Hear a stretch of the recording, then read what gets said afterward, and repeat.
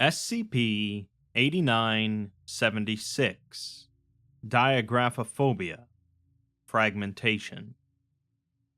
Diagraphephobia is the fear of deleting files and losing data, a relatively modern phobia compared to things like fear of the dark or snakes. Losing an important file is a fairly common occurrence across the world, and chances are it's happened to you or someone you know. While it's possible sometimes for these things to be recovered or recreated, most likely the file is gone forever, like a forgotten memory. SCP-8976 is about erased files and memories, focusing on an anomalous entity with a predilection towards devouring data, and the woman who spearheaded its investigation. Let's take a look.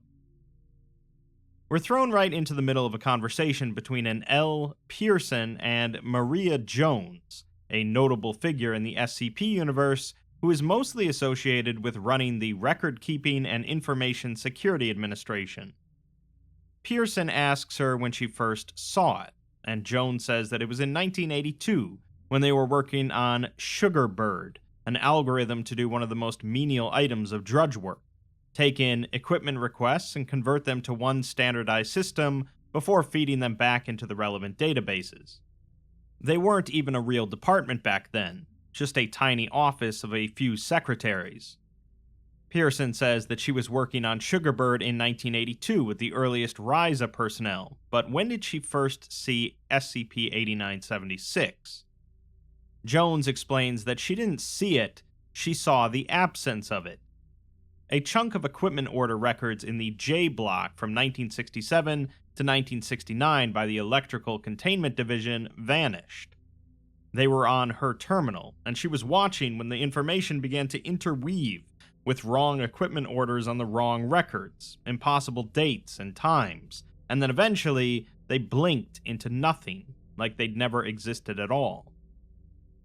Pearson says that there's a million reasons digital data can be lost, but Jones counters that it can't on a secure Foundation terminal, not with the triple redundant backups they were using, and not the way she watched it happen. It was a few meager kilobytes of data, the kind of thing no one would have noticed missing, except her, of course. It might have slipped under the radar, but it got too bold too fast, and that was a mistake.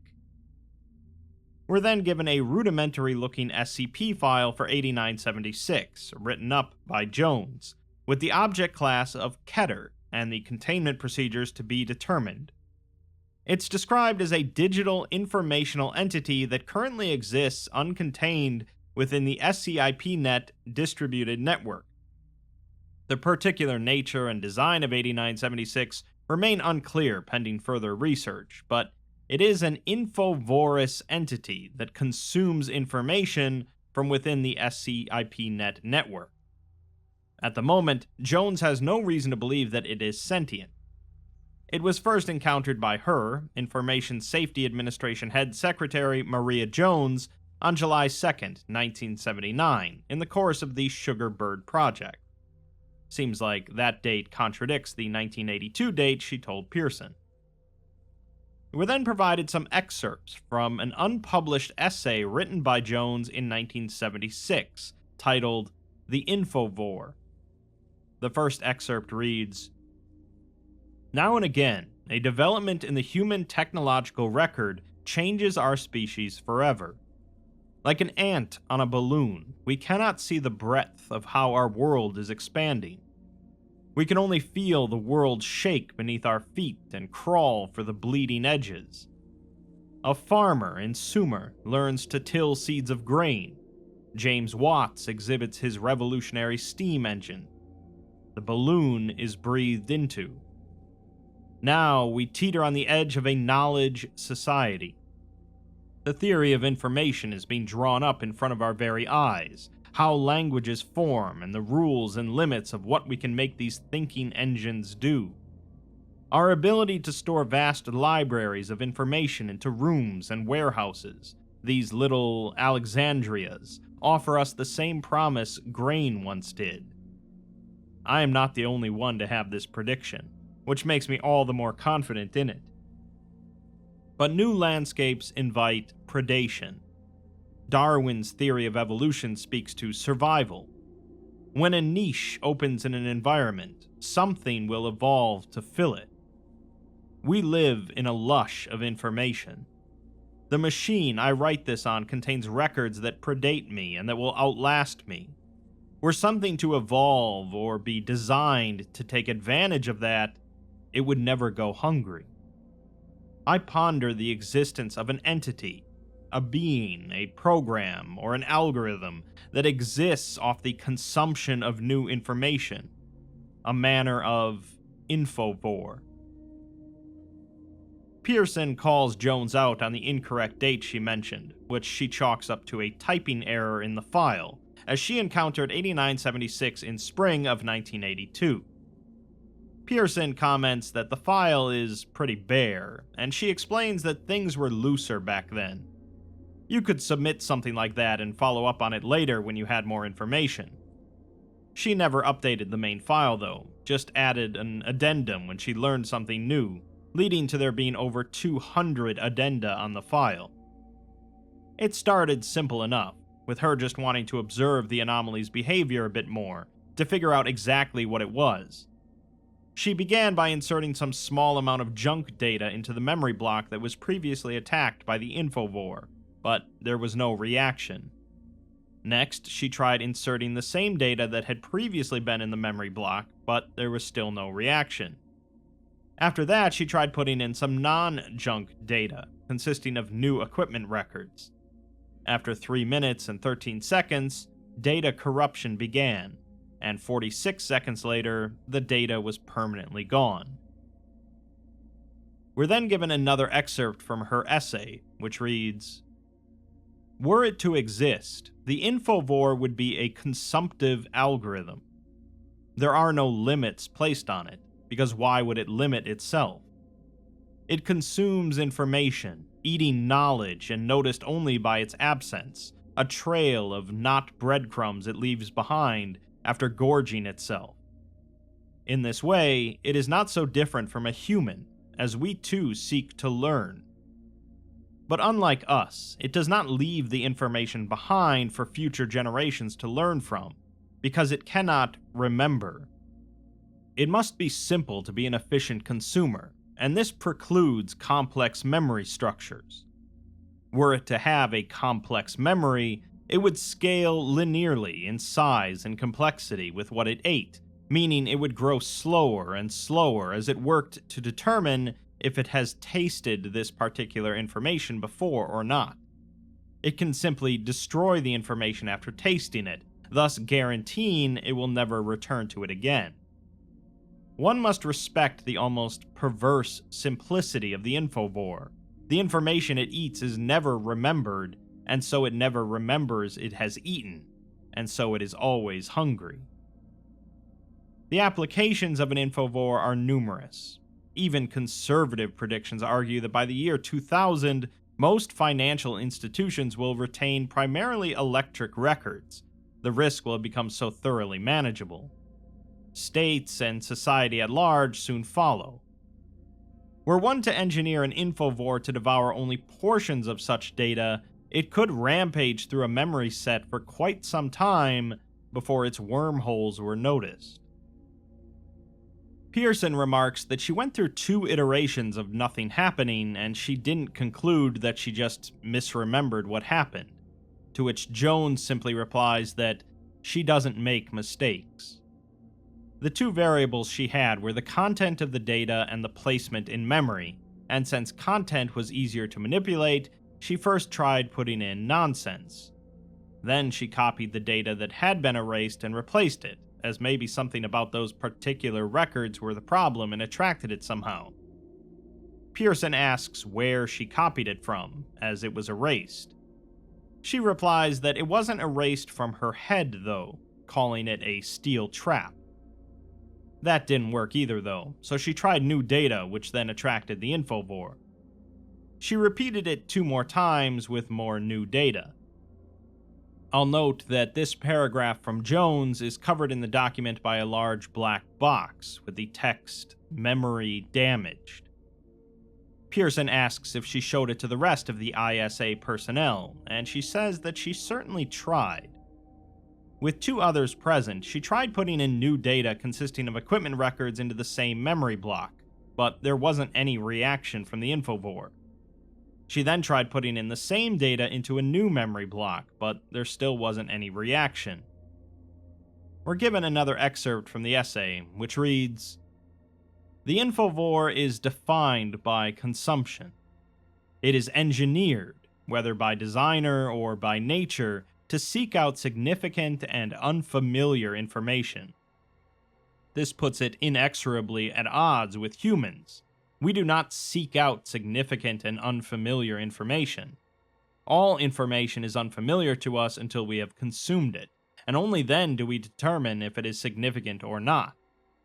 In essence, we build a model in our memory arranged by what is significant, our employee code, and what is familiar, the location of our house keys, and what is both, our memories of our wedding night. In summary, the human mind presents an ideal model of the kind of memory set an infovore would be easiest to predate on. Thus, we see the risks both of modeling computerized memory in the image of human memory and of arranging human memory as computerized data.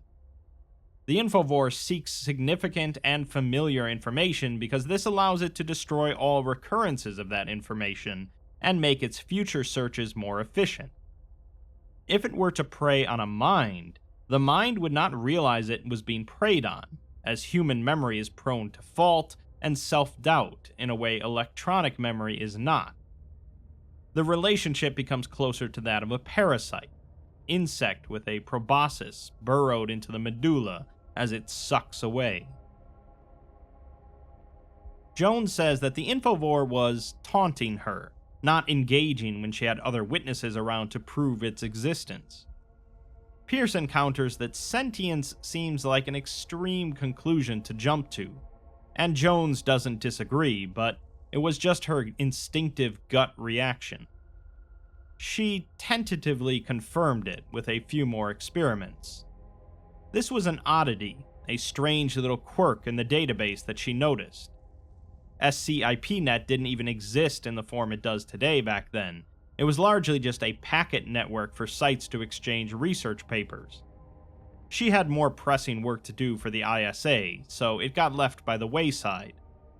She's not a researcher, so it was sort of a pet project for her, as it was nagging at her. If it was eating data wholesale, she didn't like the idea of not knowing what she didn't know. So she decided to focus to try and figure out what it was targeting and see if she could build a pattern. In another experiment, she inserted a larger chunk of data into a memory block, consisting of equipment orders, shift logs, and payroll receipts from 1970 to 1980. Data corruption began 2 minutes and 10 seconds in, although large portions of the memory were left untouched. Next, she inserted a larger chunk of data consisting of selected work history summaries from her own personnel file, with the data being fully consumed and erased. Later, she uploaded 23 megabytes of her personal photos, all of which were consumed and erased. We're given another excerpt from the essay, which reads, "In the late stages of an infovore infection, the memory set, whether biological or electronic, is more whole than flesh. However, it continues to trudge on, unaware it has been emptied of all purpose, as a memory set exists to hold memory. Once said memory has been destroyed, the set approaches the empty set and becomes purposeless. Always found computers to be superior to humans in this regard, as once an electronic memory set has been emptied, it can be refilled with new data. When a biological memory set has been emptied, there is no refilling it with new data. A human can only live one life. Brain desperately grasps at what data it can ascertain the integrity of, often random bytes in a sea of garbled corruption. No prediction of what it will land on."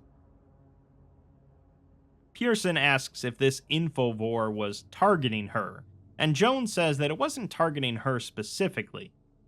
She repeated it with data and records from 2 security personnel who had died a few years prior, and it ate them just as happily.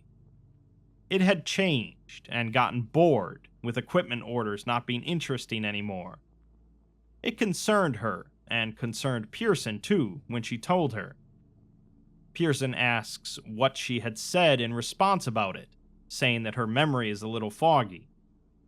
Jones recalls that she pointed out that nobody cared about the junk data, or receipts and work orders from a decade ago, but Jones had cared about her photos and writings. Pearson remarks that she destroyed them awfully eagerly, but Jones again compares her mind to a steel trap, saying that she redid the writings on a typewriter, as she wasn't taking any chances. As for the photographs, her response is corrupted from the record, but she smiles briefly and says that it was an unfortunate loss, but well worth it. Pearson asks what her conclusion was, and Jones says that we aren't computers, and we don't arrange our memories in a strict order. It's a jumble of experiences, sights, sounds, and sensations approximately spread out by recency and how important they are to us. 8976 feasts like a blind mole, digging through the dirt and devouring it with no idea what it'll find ahead. It has no way of searching for the morsels it wants, things that are important and matter. Memories we hold close, the kind that stay in your head from when you're a kid and don't let go until the day you die. It wants information that matters to someone. Jones then asks what time it is, saying that she has a meeting.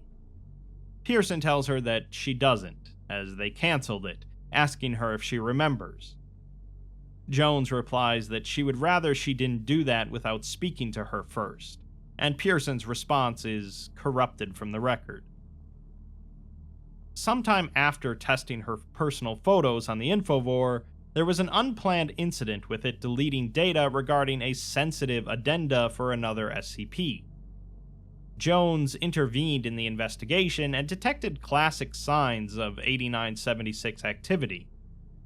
Later, she tested the infovore again by uploading data consisting of state problem analyses written by her from 1979 to 1987. Data corruption began a minute in, but then ceased after 12 seconds, with her stating that it got bored. Another unplanned incident happened later with another SCP, deleting the entire file and all supporting documents. She detected classic signs of 8976 activity, stating that it was getting hungrier. We're given another excerpt of her essay, which reads, "Humans are superior in this, as they show concern for one another. One notices another has forgotten something. They worry and try to remind the other. We can be reminded and fill in gaps in our memory, another advantage. Though, of course, the folly is that others are, too, flawed sets and may attempt to convince you of faulty memories. They do their best, though. Memories are more than a type of data, though. They represent a collection of many types of data. Sensory data, for one. The taste of an orange in Sacramento, and the sound of a Ray Charles record. Two wholly separate inputs that are inextricably intertwined with each other, and with feeling the cool water of the creek on my feet and the red-hot indignity of a rock thrown. They are complex and overlapping, and so make it very difficult to know when just one piece of the puzzle is faulty. Pearson comments that these logs were just as ISA was turned into RAISA, so she must have been busy. Jones replies that she was, kind of like she is now, except for not having uppity RAISA officers to bother and distract her. Pearson apologizes for taking up her precious time, but it is a required review. Jones angrily replies that she knows damn well it's required, stating that she was in her seat before Pearson was wearing diapers. Pearson remarks that Jones helped her get into the seat, and Jones asks how so. Pearson's response is corrupted from the record, but Jones says that she's fairly certain they've never met before. Pearson's response to that is also corrupted, and Jones snorts, saying that she's not the first person to tell her that.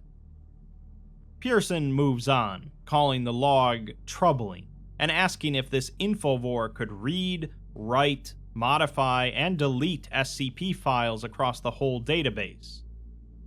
Jones says that it couldn't at first, but it grew, growing more powerful and hungrier to match. She now believes that it's sentient, but this was when the RAISA restructuring was occurring, so she didn't have time or energy to waste on a small, persistent server bug.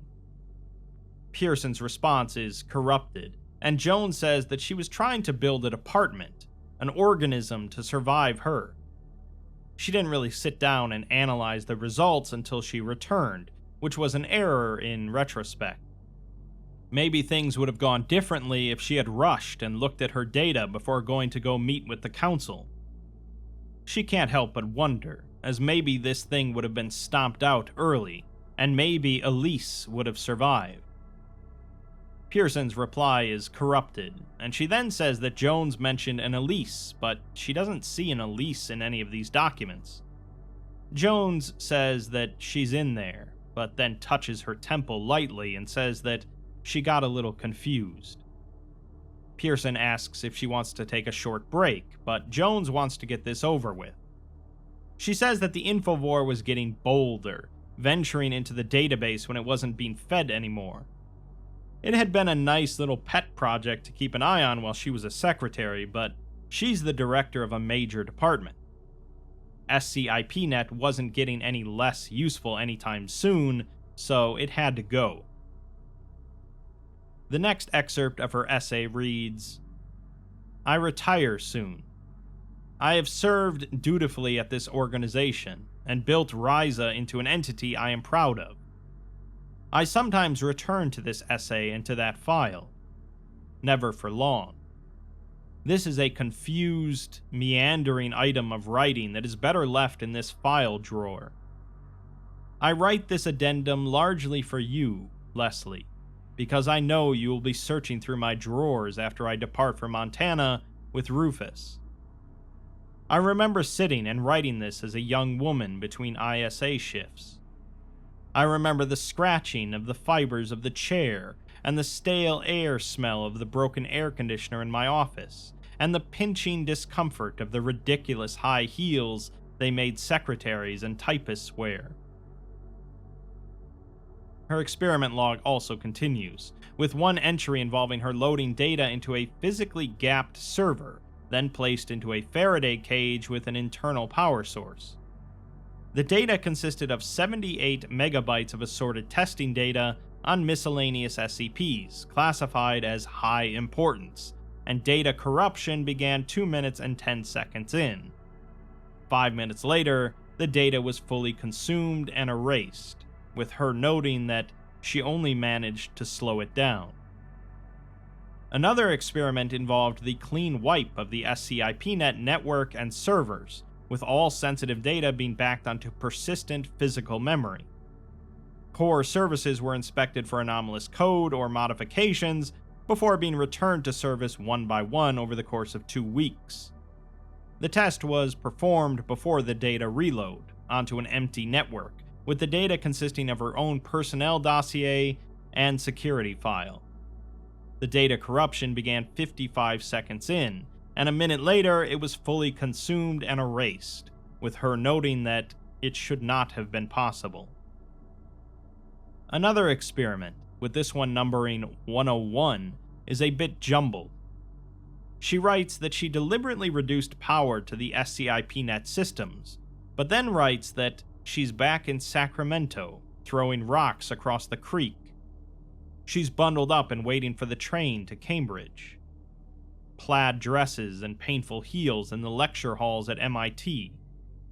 The white professors not bothering to hide their equal parts disgust and desire, knowing she can't say a thing. Writing to Daddy back home so he knows that he can go over to the Clarices for Christmas if she's not back. she's there, again. Pearson comments that it survived all that, and Jones says that she had no idea how deep it had wormed itself in. It was wriggling among the circuit boards and the silicon, and it wasn't just parasitizing SCIPnet, it had become a part of it. Pearson's reply is corrupted, and Jones says that it's not her fault no one else is looking. People make mistakes, and they see something missing and assume they remembered wrong. That's not the way she is, and it's not the way she's ever been. Even when she was a little girl, she didn't remember things wrong. Her sister would forget where she left her dolls or leave the washing outside overnight, but not her. Pearson's response is again corrupted, but Jones says to look how well she turned out, prompting Pearson to ask if she remembers. Jones asks what she just said, and Pearson apologizes, telling her to continue. Jones says that those are just 2 out of about 3 dozen different strategies they tried to force it out. Pearson's response is again corrupted, and Jones says that she clearly inherited her father's brains. They didn't succeed, and it didn't help that she was the only one who knew what they were looking for. The council didn't like her spending money on something they weren't sure existed, and if they had their way, the file would have been canned. It wasn't, because everyone at RAISA knows better than to second-guess her judgment. The experiment log continues, although the written text is now quite informal, with shorthand used for various words and a lack of capitalization. She writes that Project Woodpecker is online, with a live updated redundant backup of SCIPnet database and 4 RAISA technicians on call to ensure the veracity of data. If there's an unexpected deletion of data, 2 or more technicians are to manually confirm data validity before authorizing a re-upload back to the central SCIPnet database. The first 8976 incident resulted in the data being simultaneously deleted from Woodpecker backups, so the project was shuttered in failure. Later, Jones, alongside Elise Jones, performed another experiment, modifying SCIPnet to not allow write modifications without the transmission of a uniquely generated approval code from a secondary RAISA authority. The code is requested on every write action and requires verification of user identity and intention before generation and transmission. The first 8976 incident resulted in totally bypassing the verification mechanism, modifying memory directly on hardware, resulting in short-circuited registers and an expensive replacement of boards. The incident recurred after replacement until the SCIPnet update was rolled back. The next entry of the essay is largely just a random assortment of words and sentence fragments, with various mentions of Montana, Elise, Cambridge, lectures, Christmas, Sacramento, MIT, wedding, and so on. In the present, Jones says that she's tired and needs water, but Pearson's response is corrupted, and her name is no longer listed, instead just reading as unknown. Jones asks what they were talking about, and Pearson mentions the file. Jones says that this seems familiar, asking if she wrote this. Pearson replies that she hopes so, as she's the only person who's ever added to the 8976 file, by the look of it. Jones says that people didn't really bother reading it, but she still did her best to document everything cleanly and meticulously. Pearson comments on this being clean and meticulous, and Jones replies that she doesn't appreciate the sass.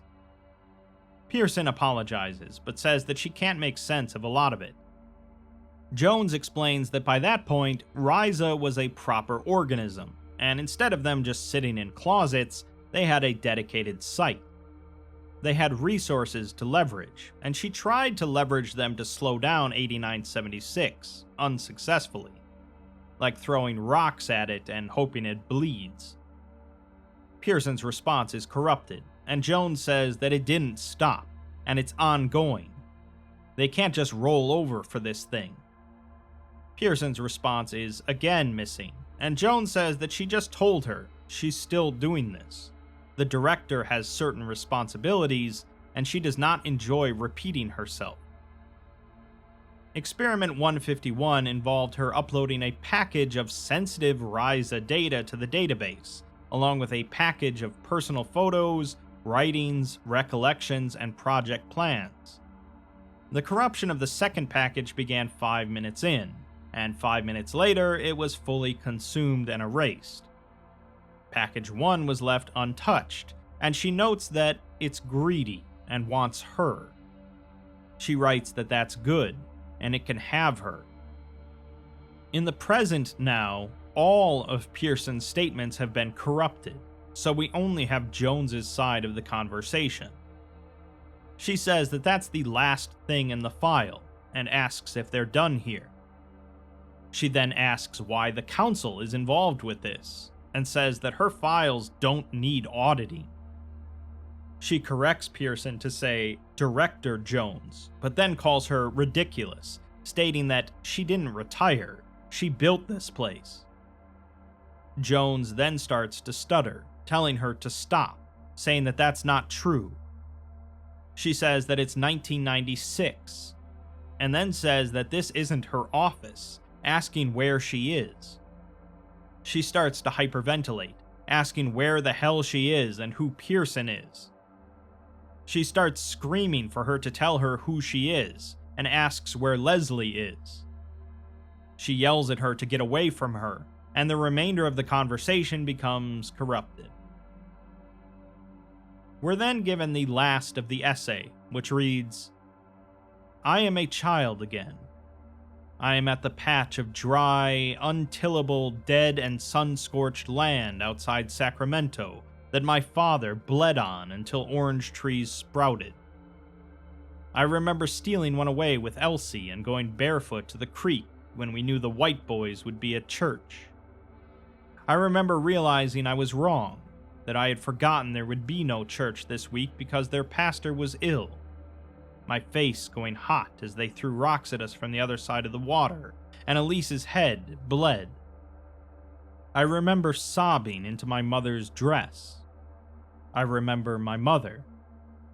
I am my mother, watching a little black girl cry. I remember my father falling asleep in his rocking chair by the door with a shotgun. I remember being utterly alone in my classes, what few white girls were in the sciences refusing to share any notes with me.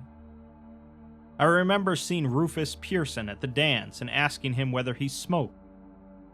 I remember our wedding. I remember Elise's head bleeding. I remember a boy at a dance offering me a cigarette and lighting it for me, gray smoke swirling up into the air. I remember a girl's head on the bank of a creek, red dissolving into cool blue. I don't know their names. I love them. I remember everything. I remember nothing at all. Let it eat me alive. An addendum states that following careful analysis by RAISA officers, the Council has voted to archive the 8976 file for two reasons. One is that the anomalous nature of the object is unsubstantiated and/or inadequately confirmed, as it was never witnessed by any member of Foundation personnel other than former RAISA director Maria Jones, who has repeatedly protected the file from standard archival votes. Two is that Jones is no longer available to the Foundation, having taken a medical retirement, and is thus unavailable for further contact or research on the anomaly. The last part of the document is another dialogue section, in which Pearson climbs the porch steps of the lake house at dusk, ringing the doorbell but receiving no response. She raps her knuckles against the door, which swings open freely on squeaky hinges. Somewhere a bird is startled by the noise. She calls out to her mom, but there's no response, and so she steps over the threshold. Her fingers grope the wall until they wrap around a light switch, but nothing happens when she flicks it. She turns on the flashlight on her phone, showing almost every visible surface to be papered over with post-it notes, sticky notes, and white notebook paper scotch taped to the wall. They cover the walls of the foyer entirely. A table next to the door holds a bowl containing a jumble of caramel candies and loose keys, and the floor contains scattered rags, socks, and other garments. Pearson progresses through the foyer, calling out again to her mom, but there's still no response. She proceeds into what might have been the kitchen, but is now a tight, narrow corridor made of file boxes, stacked to nearly the ceiling and visibly bulging with papers. She has to turn to the side to squeeze through. The boxes are labeled in trembling Sharpie handwriting with months and years, and they don't appear to be in any particular order. She says that she doesn't want to alarm Dr. Jones, but she came by to let her know that they decided to review some old files, and 8976 got archived. She squeezes out of the crevice into the living room, which is illuminated by the harsh color bars of the television left on. Pink and red and blue and green light washes out over endless file boxes, VHS tapes, CDs, DVDs, tape recorders, notepads, microfilm, and stacks of newspapers. There is a sofa and a coffee table in front of the TV, but only the tops of either are visible over the sea of media that rises mid-calf. The walls are packed with teetering stacks of VHS tapes and cassettes, crammed together in obsessively labeled stacks. The TV is connected to DVD and VHS players, a microfilm viewer, and a half-dozen other obsolete accessories. The cassette player is ticking, a tape not quite inserted into it. Pearson reaches forward, pushing it in. The cassette player accepts it, ticking for a second before the screen shifts. It's some kind of home video that has been recorded over and over again, with the immense degradation making it impossible to determine what the video originally was. There are frames of a man and a woman at the altar in wedding garments, a shot of an open lake taken from a kayak, a few seconds of an Elvis Presley performance, followed by news reports from the Rwandan genocide. 2 young black girls in matching dresses waving at the camera. United Airlines Flight 175 crashing into the South Tower. The Soviet Red Army liberating Auschwitz. A man in a sterile hospital gown holding a baby. The fall of the Berlin Wall. A woman standing in front of a building, beaming and holding a briefcase. An old couple wearing N95 masks waving at the camera. 2 children tearing open Christmas presents and squealing at a GameCube. Israeli soldiers firing into a crowd of protesters. A car driving away, rattling cans tied to the bumper. A woman crying at a funeral. A burning cross staked into a lawn, surrounded by men in white hoods. A couple kissing in front of the lake house. On and on, images growing more and more corrupted until they wither away into nothing but gray static. The tape ejects, sliding forward and falling into the sea of thousands on the floor. Pearson turns and snatches a post-it at random off the wall, seeing that it's blank. Looking around, all of them are blank, and in the sudden silence, a strange, soft, scratching sound is audible. She begins to panic, stating that it's here, and calls out again to her mom. She turns on her heel before seeing a flickering, faint light coming from the far hall. She wades through the sea of media on the floor towards it, as the scratching grows louder. She rounds the corner, facing into a bedroom. The jumble of media on the floor continues into the room, where an elderly Maria Jones is lying on an armchair, her head leaned back. A phonograph in the corner of the room spins away at an old record that has long since been worn smooth. There is no music anymore, just a dull scratching. Pearson softly asks her how long it's been, and Jones stirs slightly, asking who's there. Pearson says that it's her, it's Leslie, and she steps forward, raising her light. Jones leans forward into the light, showing the left hemisphere of her skull having been caved in, leaving a gaping, bloody wound. The pink gray of her brain is visible through the hole, blood congealing all over her face. She squints into the light, asking if it's Elise, and a figure shifts in the darkness behind her. Leslie screams. The document ends with a fatal memory error. Alright, so obviously the article is about dementia and the slow, horrific deterioration that can happen to a human mind, even one as strong and as reliable as Maria Jones. Throughout the article, she's interviewed by her own daughter, but seems to not recognize her at all, and only deteriorates further from there.